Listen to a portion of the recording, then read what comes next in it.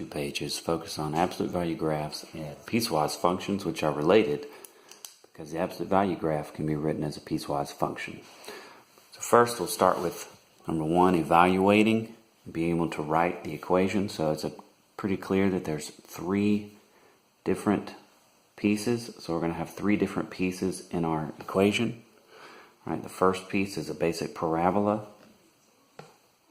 The second piece is a constant linear function where all the y values are 3.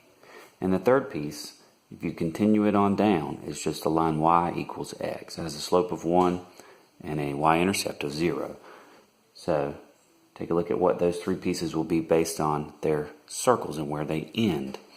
The first one ends at 1, the x value 1, and includes it. So we're going to write x is less than or equal to 1. The middle one starts at 1 but does not include it and ends at 2, so less than or equal to 2. And the final one does not begin until x equals 2, and it does not include the value 2. And that's basically how this works. So when you're asked how to evaluate f of 5, we're first going to choose which particular function it goes with based on the domain restrictions, which would be the third piece because 5 is greater than 2. So we're going to use that particular rule to find the y-coordinate, and it would simply be 5.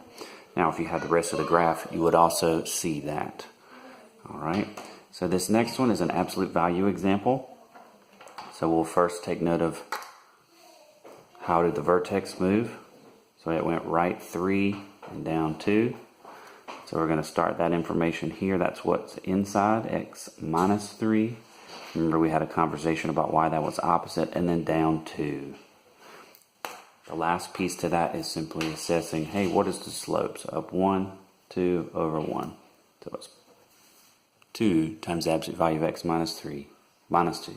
And then h of negative 1 would simply be plugging in negative 1 here. So 2 times negative 1 minus 3 minus 2, or 6. And again, if you continue the graph, you would also see that, right? Okay, moving on down to g of x, another absolute value example. We take note of the vertex at negative 4, 1. So we're going to have x plus 4 plus 1. And then the slope in this particular case, down 1, 2, 3 over 1, 2. So negative 3 over 2. Again, the negative because the graph is inverted. So g of 0 is that particular point right there.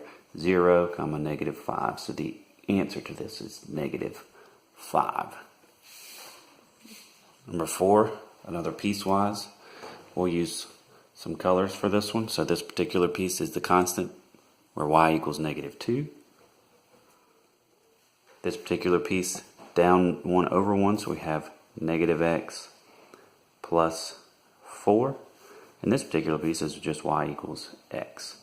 So then we're going to restrict those based on their domain. So this is x is less than or equal to negative 3. The middle piece starts at negative 3, doesn't include it, ends at 0, doesn't include it. So we have negative 3 is less than x is less than 0. And then the final piece takes off from 0. So we'd have x greater than or equal to 0. Okay, moving on to the H2. Here we're going to do something very similar. Instead of giving the graph and writing the equation, we're going to graph it based on the equations given. So negative x plus 2. It's linear. Where does it start? At 1. So that's going to be an open circle. So our technique for this page is going to be to look at the hinge points where it changes from one piece to the other and plug those in and draw our open or closed circles accordingly. So when I plug in 1 in here, I'm going to get 1, but it's going to be an open circle. Right? And this applies only when x is before 1. So what are the attributes of this? Has a y-intercept of 2, and I can go ahead and use that point because it fits this inequality, and a slope. Well, you can kind of see what the slope is based on what we've already done for our graph. But it is down 1, right 1. Okay?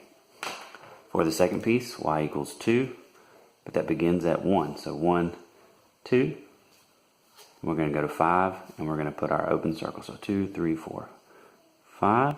And that is a constant function, so it makes sense that the y coordinates are the same.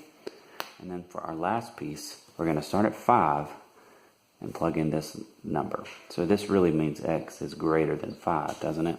I prefer to see them that way. So when you plug in 5 here, you're going to get 5 halves plus 1, or 3 1/2, which is not the nicest one to be able to use, but that is going to be an open circle as well.